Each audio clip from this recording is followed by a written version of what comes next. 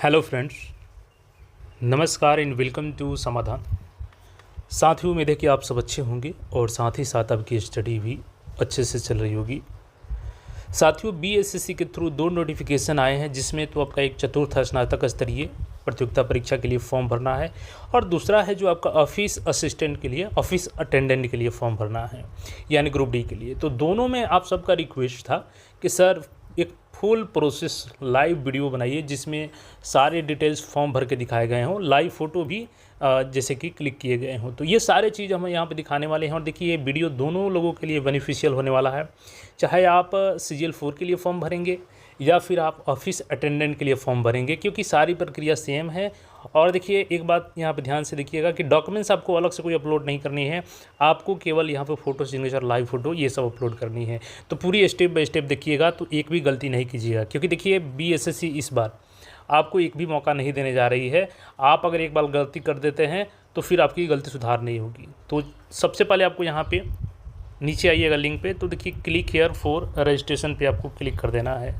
चलिए हम साथियों, आज की वीडियो में हम लोग बात करने वाले हैं बीएसएससी कार्यालय परिचारी भर्ती परीक्षा 2026 बेस्ट बुक के बारे में, जो कि चक्षु पब्लिकेशन के द्वारा जारी किया गया है। इसमें टोटल 25 प्लस बहुविकल्पीय प्रश्न मिल जाएंगे, 2 सॉल्व पेपर्स है प्रीवियस ईयर पेपर और 20 प्रैक्टिस सेट मिल जाएंगे और काफ़ी विस्तृत सॉल्यूशन भी इसमें दिया गया है। सिलेबस को ध्यान में रख करके इसको तैयारी किया गया है। तो ये डिटेल्स में आप इसको अध्ययन करके अपने तैयारी को नेक्स्ट लेवल तक लेके जा सकते हैं। तो आज ही परचेज करें, लिंक डिस्क्रिप्शन में है, और अपनी तैयारी को नई दिशा देते हैं। और जैसे यहाँ पे क्लिक करेंगे तो आपसे यहाँ पे आपका नाम पूरा भर दीजिएगा। यहाँ पे जेंडर क्या है, मेल फीमेल जो भी है आपका, तो यहाँ पे भर दीजिएगा। आप बिहार डोमिसाइल निवासी हैं तो यस नो कर दीजिएगा अकॉर्डिंग टू कैटेगरी आपकी। अगर UR SC ST EBC BC जो भी है आप यहाँ पे क्लिक कर सकते हैं। इसके बाद आपकी जाति क्या है, जैसे कोई भी जाति है आपकी, मान के चलिए जैसे कोई यादव हो गए तो अपना यादव कर लीजिएगा। इसी तरीके से कोई अगर यहाँ पे देख सकते हैं अलग अलग जातियाँ हैं, जो आपकी जाति है आप इसमें लगा सकते हैं, जैसे कि कुशवाहा हो गया। तो इस तरीके से आप सिलेक्ट कर लेंगे अपना। और यहाँ पे देख सकते हैं बनिया भाई है, तो जो आपको जाति है वो सिलेक्ट कर लीजिएगा। उसके बाद अगर आप क्रीमी लेयर से बिलोंग करते हैं तो यहाँ पे यस कीजिएगा, अदरवाइज नो कीजिएगा। तो यहाँ पे यस कर सकते हैं। और EWS वाले भी इसी तरीके से करेंगे। EWS सिलेक्ट कीजिएगा तो आपको जाति सिलेक्ट करने की ज़रूरत नहीं है। आप यहाँ पे देखिए एक बार मैं दिखा देता हूँ। इसके बाद यहाँ से आप क्रीमी लेयर से कर लीजिएगा। उसके बाद अगर डिसेबल्ड हैं तो यस कीजिएगा, तो फिर यहाँ पर डिटेल भरनी होंगी। परमानेंट है, टेम्पोररी नहीं है तो नो कीजिएगा, सिंपली आगे बढ़िएगा। इसके बाद क्या आप भूतपूर्व सैनिक हैं तो यस कीजिएगा, तो यहाँ पर डिटेल भरना होगा। नो कीजिएगा तो ये भरना नहीं पड़ेगा। इसके बाद क्या आप बिहार सरकार के अंडर में वर्क किए हैं, रिलीज फ्रॉम NCC आफ्टर जनवरी 1963, तो इसमें यस नो अपने अनुसार कर लीजिएगा, तो नो होगा यहाँ पे। क्या आप बिहार सरकार के सरकारी कर्मचारी है जो 3 साल रेगुलर सेवा कर चुके हैं, तो यस नो यहाँ पे कीजिएगा अपने अनुसार। इसके बाद देखिए एक पॉइंट ध्यान दीजिएगा कि number of attempts for after Bihar government employee after date 12 दिसंबर 2022। देखिए इसमें बहुत लोग गलती कर रहे हैं, लोग 4-5 कुछ भी सिलेक्ट कर दे रहे हैं। देखिए ये केवल बिहार गवर्नमेंट के जो एम्प्लॉई हैं उनके लिए है। अगर वो 3 साल की जॉब कर चुके हैं 2022 12 दिसंबर 2022 के बाद, तो वो उनका जॉब के बाद ये कौन सा अटैम्प्ट है बिहार SSC का, वो अपना फिल करेंगे अकॉर्डिंग टू दूसरा, तीसरा, पहला। लेकिन अगर आप फ्रेशर कैंडिडेट है, बिहार सरकार के किसी भी जॉब में नहीं है, तो आपको सिंपली 0 पर सिलेक्ट कर देना है। यहाँ पे आपका मोबाइल नंबर रहेगा, यहाँ पे आपका मोबाइल नंबर कंफर्म कीजिएगा, यहाँ पे आपका ईमेल आईडी रहेगा और ईमेल आईडी कंफर्म कीजिएगा। यहाँ पे डेट ऑफ बर्थ सिलेक्ट कीजिएगा, यहाँ से सिलेक्ट कर सकते हैं। और उसके बाद ये कैप्चा कोड डाल के सेव एंड कंटिन्यू पे कीजिएगा। इसके बाद आपका डिटेल्स शो कर देगा कि आप गलती भरे हैं कि सही। उसके बाद आपको नेक्स्ट सबमिट करना है। सबमिट कीजिएगा तो आपके मोबाइल नंबर पे और ईमेल आईडी पे एक यूज़र आईडी और पासवर्ड प्राप्त होगा। अब उससे लॉगिन करना है। तो चलिए हम लोग ये लॉगिन करके आपको दिखाते हैं ये सबमिट करने के बाद। अब देखिए साथियों, जो लोग पहला स्टेप कर लिए हैं यानी कि रजिस्ट्रेशन कर लिए हैं, उनको दोबारा इसी लिंक पे आना है। देखिए दोनों के लिए सेम है, आप CGL 4 के लिए अप्लाई कर रहे हैं या ऑफिस अटेंडेंट के लिए कर रहे हैं, तो दोनों के लिए वीडियो लाभदायक है। देखिए हम यहाँ पे CGL 4 की करके दिखा रहे हैं और अटेंडेंट वाला भी आपका इसी तरीके से आप लोग कर सकते हैं। देखिए सबसे पहले आपको लॉगिन वाले ऑप्शन पे क्लिक कर देना है। तो चलिए हम इस पर लॉगिन पे क्लिक कर देते हैं और यहाँ से आपको रजिस्ट्रेशन नंबर और पासवर्ड क्लिक करके और कैप्चा कोड डाल के लॉगिन कर लेना है। तो चलिए एक कैंडिडेट का हम लोग लॉगिन करते हैं। अब जैसे कि आप लॉगिन कर लेंगे जो आपके मोबाइल नंबर और ईमेल आईडी पे यूज़र आईडी पासवर्ड किया है, तब आपको यहाँ पे 6 स्टेप दिखेंगे। पर्सनल डिटेल्स पहले फिल करना होगा, इसको नेक्स्ट करेंगे, उसके बाद आपको पेमेंट करने का ऑप्शन आ जाएगा। पेमेंट कर लेंगे तो फिर आपका एजुकेशनल डिटेल्स का ऑप्शन आएगा। एजुकेशनल डिटेल्स सेव करेंगे, उसके बाद आपको फ़ोटो सिग्नेचर अपडेट करनी रहेगी।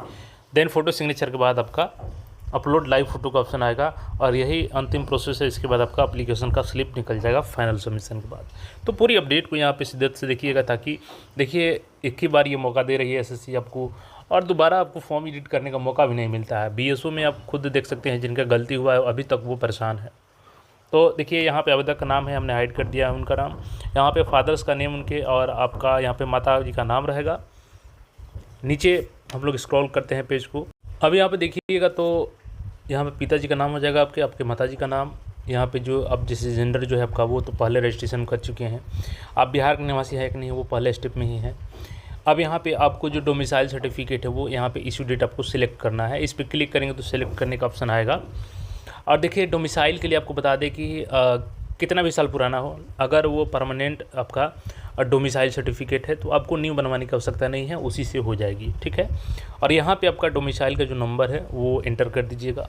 अब यहाँ से आपको पूछा जा रहा है कि domicile certificate issuing competent authority, मतलब किससे बनवाए हैं। तो चलिए इस पर हम लोग क्लिक करके, जैसे इस पर क्लिक करेंगे ना, मैं अभी क्लिक करके दिखाता हूँ आपको। तो जैसे ही क्लिक करेंगे तो यहाँ से आपसे ऑप्शन आ जाएगा CO, RO, SDO, DM other. तो कोई भी आप यहाँ से सिलेक्ट कर लेंगे।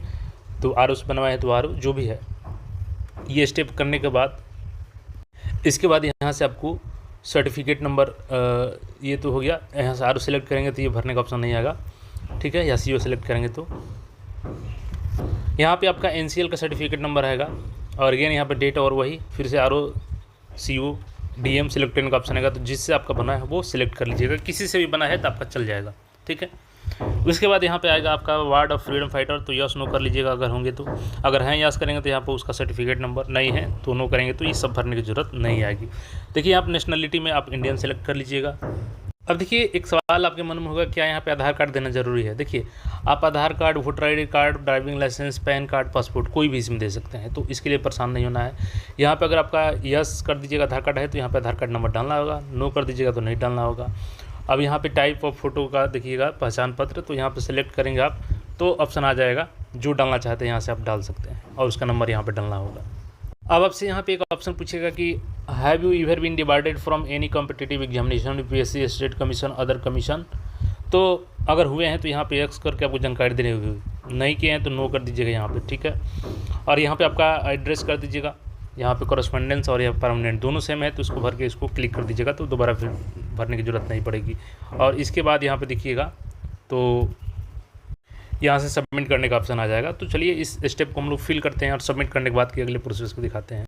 अब देखिए जैसे ही पर्सनल डिटेल्स को आप सेव करेंगे और नेक्स्ट करेंगे, सबमिट करेंगे, तो आपको अगला पेमेंट स्टेप आएगा। लेकिन यहाँ पे ध्यान देना, आपको पेमेंट करने से पहले आपको ये सारा डिटेल्स एक बार चेक कर लेना है, क्योंकि एक बार अगर आप नेक्स्ट करके पेमेंट कर दिए तो दोबारा इसमें एडिट नहीं होगा। यहाँ पर आपके पास अभी भी ऑप्शन है कि क्लिक है फॉर एडिट डिटेल्स, तो अभी भी आप डिलीट कर सकते हैं, एडिट कर सकते हैं जो भी अगर त्रुटि होगी। त्रुटि नहीं है तभी आप आगे नेक्स्ट स्टेप करेंगे। तो चलिए अब अगला हम लोग स्टेप करते हैं। तो चलिए अब यहाँ पे सारा चीज़ सही है तो प्रोसीड फॉर पेमेंट हम लोग करते हैं, इस पर क्लिक करते हैं। अब देखिए यहाँ पे जैसे ही क्लिक करेंगे पेमेंट के लिए तो आपके पास ऑप्शन आ जाएगा, यहाँ पे आपका रजिस्ट्रेशन नंबर शो करेगा, नाम शो करेगा, father's name, mother's name, gender, domicile status आपका, कैटेगरी आपका और डिसेबिलिटी वाला कंडीशन। उसके बाद आपका किसी भी कैटेगरी से है तो आपको यहाँ पे 100 रुपये का पेमेंट करने का ऑप्शन आ जाएगा। दो ऑप्शन है आपका, एक ICICI पेमेंट गेटवे और एक SBI पेमेंट गेटवे। अब देखिए इसका मतलब ये नहीं है कि केवल ICICI पेमेंट होगा, ICICI सेलेक्ट करेंगे तो, केवल SBI से होगा, SBI सेलेक्ट करेंगे तो। ये पेमेंट गेटवे है।